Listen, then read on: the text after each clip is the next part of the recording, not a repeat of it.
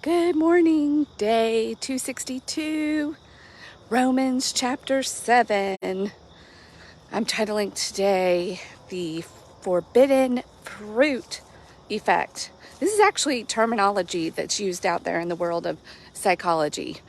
And as you can imagine, what it means is as soon as we kind of label something forbidden, we want it. Like, why can't, if somebody's telling me not to have it, it must mean it's really good. Like, what are they trying to hide from me? I've got to know. We don't like to not know. We don't like being deprived. We don't like being denied. We don't like being controlled. And that's kind of what rules and, all of that feels like to us. Like, even though it's for our own good oftentimes. And if you don't believe any of this, well, go spend 5 minutes with a 4-year-old. And we all have that 4-year-old still within us. We've got kids are awesome to watch and observe because they're so raw and real. They just want what they want. And they're exploratory and curious and playful and, selfish. And as we grow up, we kind of learn to put our own internal controls on that through guidance of parents and other authority figures, and how, if we went around doing that all the time, it would be chaos and mayhem. We need these rules and laws to live in communities that aren't chaotic. But, there is something in us that sort of wants to do some of these things in the moment, the impulsive flesh that they always refer to in the Bible. And so Paul is putting this argument forth, this paradox of being human. We live in a body that needs to be protected, that needs to pay attention to its impulses, but not always. And the urges and desires and things that we have, we need to evaluate critically with the higher mind, the executive part of our brain, and then sort of, think forward and go, is this going to get me a good consequence? But sometimes in the heat of the moment, the passions, whatever's happening, it's like we just say, you know what? I don't care. I'll deal with that tomorrow, next week. I want this now. And our desires overcome maybe our better judgment or executive. We take calculated risks. We kind of go, well, maybe just this one time, or nobody will find out. Who is it really going to hurt? It's my life, blah, blah, blah, blah, blah. And so Paul is talking about the law and how the law exists to show us that underneath it is a desire. And that when Jesus came and role modeled a new way, that we need to trust it and step into faith, into those behaviors, and then our desires change. They do start to change. You get new desires that take you in a new direction. But they're not necessarily the ones that come naturally to us in our day-to-day, in the moment flesh self that is always just in the now, looking for danger, self-preservation, self-satisfaction. Our survival animal amygdala brain is not concerned with tomorrow. It's concerned with now. But of course, we live beyond, or at least the intent is that we live beyond the now. And the executive brain needs to come online. It's like the internal parent that needs to come online and help us overcome these impulses in the moment. But those impulses, those desires, they're strong. And the one he specifically uses in chapter 7 as an example is do not covet. And that's an interesting one to focus on, because coveting, we don't necessarily act on coveting, because it doesn't say, well, there's a separate command that says like don't steal, like, but coveting is a whole different thing. It's like that is a desire. It's like saying don't have that desire. Don't look at what somebody else has and want that. Like, well, how do I do that? And it takes a lot of work. Like, how can you, it's hard to tell your brain not to want something. And that right there is part of the issue. Hey, yes, internal parent is Jesus. Yes, it's like people need an outside of them thing to help guide them. Even though we have all of it within us, the Christ seed within us, for whatever reason, it does help people to have like an external guide, if you will. But the word not, and run this little experiment on yourself, like it's everywhere. Like, I think one of the most common ones is like if somebody walked into a room and said, don't look at that blue elephant over there in the corner. What do you do immediately? Like, turn your head. Or if you're in a restaurant and you're with somebody and the person you're with is like, oh my God, don't turn around and look now, but so-and-so just walked in. Like, of course you like want to look, or you're going to do something to maybe even hold up a mirror and see. Like, you can't not do, like, our brain just does not compute the word no. It hears the word no, where it either ignores it or it says, I must do that. I must know what they're talking about. Why? I mean, this goes back to the Garden of Eden and the first humans. They couldn't not eat the fruit, the forbidden fruit. That's why it's called that effect. And so now, what do we do with this conundrum? I mean, Paul's in agreement with it. He was like, this is tough stuff.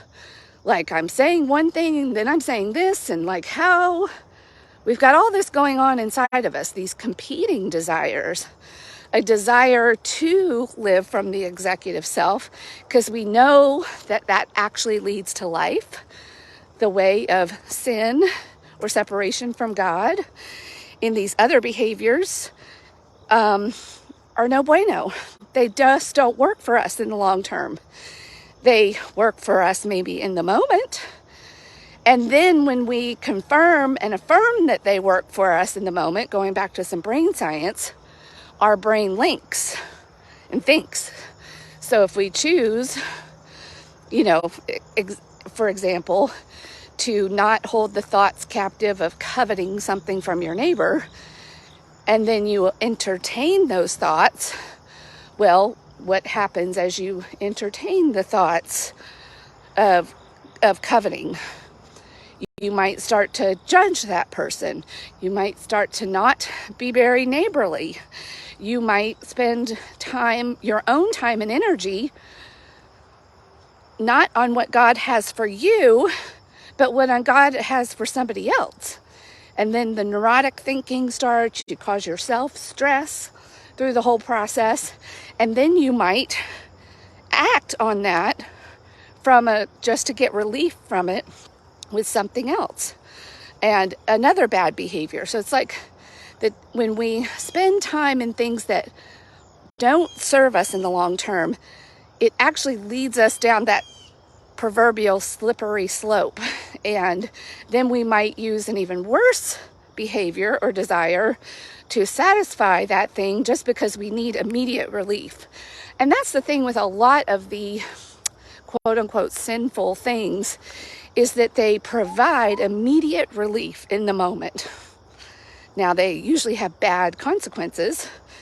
Like if you're really enraged with somebody, like, it's a lot easier to act on it and possibly murder them than to control yourself. I mean, that's how out of control these feelings and these impulses can make us feel. And then we do things and then we regret them, and then that regret leads to guilt and shame, and then Then we go back to what we talked about yesterday, this whole keeping score and earning. And then that just says, well, I'm already a bad person. I've already done this. Like, I might as well just go over here and just indulge all the rest of my fleshly desires. That's sort of like the human logic. Well, I'm screwed up now. There's no hope now. But rather than just letting the past go, owning it, making amends for it, receiving the forgiveness, and choosing to go back in the other way, like each of us has that choice. And how much more impactful the now good or better choice on us will have, because we've been on the extreme of the negative. That's what we don't get. And I don't think that's what we're often taught. And Paul is the best example of, and why do we trust him so much, even thousands of years later? Because he was the worst of the worst. And he was able to make an about face. If he can do it, we can do it. And no sin is too big for God to forgive. But you do have to make the choice to go in a new direction and stop. And the other thing, when we talked about the power of the brain yesterday, and not just the brain, but the whole intelligence system, the body, the spirit, all of it when it is working together, as we move in the new direction of that love would have us operate in, our desires change, because we start to get the reward of the better consequences, the good consequences, and we have new life. We have dopamine coming in, like all the good chemicals coming in, going, oh, wow, this feels great. I like this. And then our desires, new neural pathways are being created, and your desires can change. So while it might be hard and unnatural and all of those things and feel like you're going against your flesh, the flesh will come along. And eventually, now this takes a while, but eventually the impulse to do those things, as you not just deny, because it's not about just denying. That's what we really need to also keep in mind. It's a redirecting. It's not just denying. Because if you sit there and just deny and don't move in a new direction, that's like a boiling pot that's eventually going to just, or maybe a pressure cooker would be a better example. That you've got to give that energy somewhere else to go, and then let those new experiences teach you. It's a circular thing. They call it the habit loop. And so you've got to go in a new direction and towards life and love, and not towards death and sin and slavery. Like, be a slave. He said, like, if we know through science that we are a slave to our habits, good or bad, let's pick the good ones. Let's pick the ones that not only work for us, but work for the common good of everybody, and give glory to God. So it's a conundrum that God gave us to live in, with this free will. No robots. We're not robots. And we are intelligent beings that develop the law. We saw patterns developing in society. Remember, way back to Jethro, and coming up with the whole system of judges and, the law and all of that. There were patterns of behavior. We're like, wait a minute, these certain patterns don't work for us. So we need to create some order here. Order versus chaos is what some theologians and thinkers even call this whole paradox that we're in. And love, the way of love, brings order. Chaos and sin, just exactly that. All right, I'm probably going off in too many different directions now. But Romans 7 is a deep chapter It's hard. It's wrestling. Even Paul, I think, uses the term wrestling in it. Like, these are not easy concepts to get. You got to really think about them and think inwardly, like how you actually operate and what you actually have the potential for. We often feel like we're victims of ourselves, and we're not. We are so powerful, and we've got God's power and understanding on top of that, and what Jesus did for us, and we've got choice. We've got choice. Anywho, that's today. I've got to go get a filling this morning. All right. Rise and shine, even though it is a rainy day here in the bluegrass, or at least a rainy morning. So we didn't get to see the sunrise this morning. Forgot to mention that in the beginning. Hey, yeah, if Paul can do it, we can do it. And that's part of why I am getting on here and doing this every day. I am an Enneagram 9. Like, I am, which is the peacemaker, and the Enneagram is sort of a personality tool that helps you understand why you do what you do. And 9s are known for their complete lack of involvement in life. Like, I'm just going to suppress everything about myself. I'll just sit over here, go along, get along to go along. I'll just do whatever you do, whatever you want me to do, just so I can have internal peace in the moment. That's my fleshly desire, how I came downloaded. And then when I realize I would rather have the peace that comes with laying my head down at night and knowing that I showed up, I move into conflict. I do things that my body or my flesh doesn't want to do in the moment, like going to the gym, going to the park to walk and talk. This was my struggle. Part of what God was telling me even last year. It's time to get up, girl. Getting a little too comfortable in your chair with your coffee and in your thoughts. Yep, that's not doing anybody else any good. There's some good thoughts in there, good stuff going on. You need to share it. I'm like, okay, God, all right.